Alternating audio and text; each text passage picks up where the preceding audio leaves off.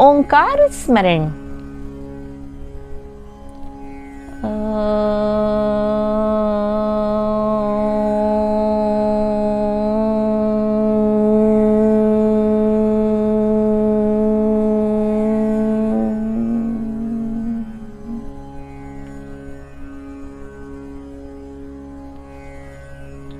दोस्तों, आज की कहानी का शीर्षक है प्रेम भक्ति बिनु मुक्ति न होई। मगध नरेश बिंबसार की रानी क्षेमा अत्यंत सुंदर थी। उसे अपने सौंदर्य पर बड़ा घमंड था। वह स्वयं को नाना प्रकार के आभूषणों और विभिन्न सौंदर्य प्रसाधनों से सजाया संवारा करती। महाराज उससे हमेशा धर्म कर्म करने का आग्रह करते, किंतु वह उसे अनसुना कर देती। एक बार जब भगवान बुद्ध राजगृह पधारे तो मगध नरेश ने रानी से उनके दर्शन को चलने के लिए कहा। रानी द्वारा इनकार करने पर उन्होंने एक चाल चली। दूसरे दिन रानी के पास उन्होंने संदेश भेजा कि वे वेणुवन जा रहे हैं। वन विहार के लिए वे वहां रानी की प्रतीक्षा करेंगे। अनुचरों के साथ जब रानी वन में आई तो उसे राजा तो कहीं दिखाई न दिए, बल्कि नेत्र मूंदे पद्मासन लगाए ध्यानस्थ बुद्धदेव दिखाई पड़े। उसे अनुचरों पर क्रोध आया और उसने वही दंड की घोषणा कर दी। इससे भगवान का ध्यान भंग हो गया। उन्होंने शांत स्थिर स्वर में रानी से पूछा, भद्रे, अंतःपुर छोड़कर एकाएक यहां उपस्थित होने का क्या प्रयोजन है? क्या राजमहल के आनंदपूर्ण वातावरण से तुमने वैराग्य ले लिया है? महारानी ने संयत स्वर में उत्तर दिया, महापुरुष, न तो मुझे वैराग्य हुआ है, न ही उसकी मुझे कामना है। मैं तो अपने वर्तमान जीवन में पूर्ण संतुष्ट हूं। कृपया बताइए कि मगध नरेश कहां है? मैं उनकी खोज में यहां आई हूं। तथागत के होठों पर मुस्कान खिल उठी। बोले, महारानी, यह स्थान महाराज का नहीं। हाँ, धर्म चर्चा श्रवण करने वे यहां कभी कभी अवश्य आते हैं। महाराज के यहां होने का तुम्हें भ्रम हो गया है। वैसे भद्रे, यह स्वाभाविक भी है, क्योंकि तुम अभी भी कई भ्रमों को सत्य समझ बैठी हो। तुम कहती हो कि अपने जीवन से तुम संतुष्ट हो, पर सही सही बताओ कि भोजन के कुछ समय बाद तुम्हें फिर भोजन की इच्छा नहीं होती? क्या आमोद प्रमोद के प्रति तुम्हारी तृष्णा निरंतर बनी नहीं रहती? महारानी हंस पड़ी। कैसी अनगढ़ बातें कहते हैं महापुरुष। भोजन की इच्छा तो शरीर धारण करने के लिए आवश्यक है। भोजन के परित्याग से शरीर रक्षा कैसे संभव है? आमोद प्रमोद भी इसी प्रकार आवश्यक है।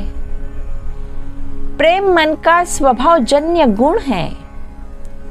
केली कलरव, आमोद प्रमोद और भोग विलास में परम आनंद की प्राप्ति होती है।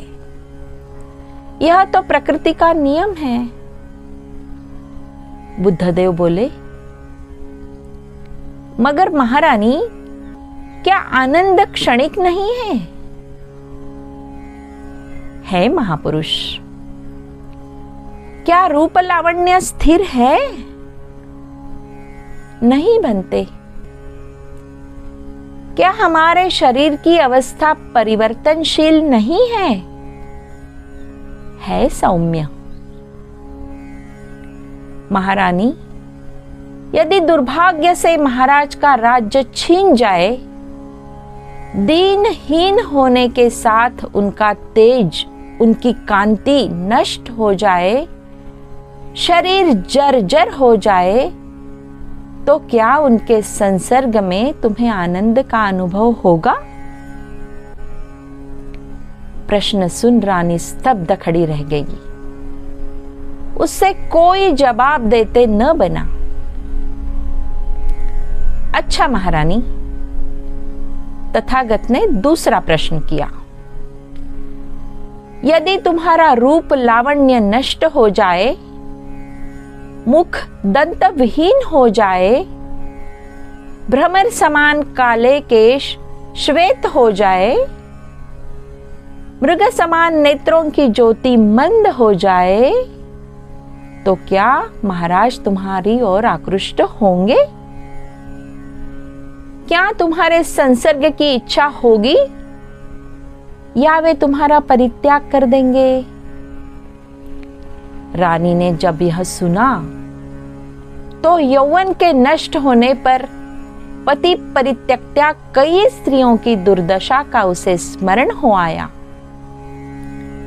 उसके कल्पना चक्षु के समक्ष स्वयं उसके भयावह भविष्य का चित्र खींच गया और वह विचलित हो उठी। उसकी देह कांपने लगी, पांव थर्राने लगे और संज्ञा लुप्त हो गई।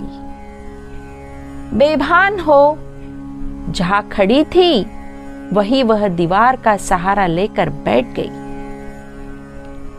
उसकी यह अवस्था देख बुद्धदेव ने कहा, हे मगधेश्वरी, तुम्हारी यह भय विभल अवस्था ही तुम्हारा उत्तर है।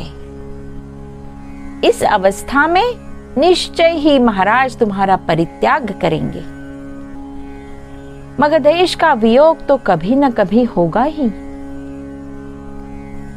तब महारानी क्या इस क्षणभंगुर आनंद, आमोद प्रमोद और केली केलरव में अपना बहुमूल्य जीवन नष्ट करना मूर्खता नहीं? जब वियोग बिछोह अवश्यंभावी है, तब उसके झूठे मुंह में यह मानव जीवन व्यर्थ गंवाना क्या उचित है? रानी के लिए धैर्य धारण करना कठिन हो गया। वह बुद्धदेव के चरणों में झुक गई और बोली, भगवन, आज आपने मुझ पर बड़ी कृपा की और मेरा मोह भंग कर दिया। मैं अब तक अंधकार में भटकती थी, अब मुझे अपनी शिष्या बनाकर अपना जीवन सार्थक करने का मौका दे। भगवान ने मीठी वाणी में कहा, भद्रे, ब्रह्मजाल से तुम्हें मुक्ति मिलती देख मैं प्रसन्न हुआ। यदि तुम वास्तव में दीक्षा लेना चाहती हो तो सर्वप्रथम महाराज से अनुमति प्राप्त करो। जाओ, तुम्हारा कल्याण हो। राजमहल में आते ही रानी ने सारे आभूषण फेंक दिए और साधारण वस्त्र धारण कर वह महाराज के चरणों पर सिर टेक कर बोली, महाराज, मैं भगवान बुद्ध की शरण जाना चाहती हूं, आज्ञा दई। धन्यवाद।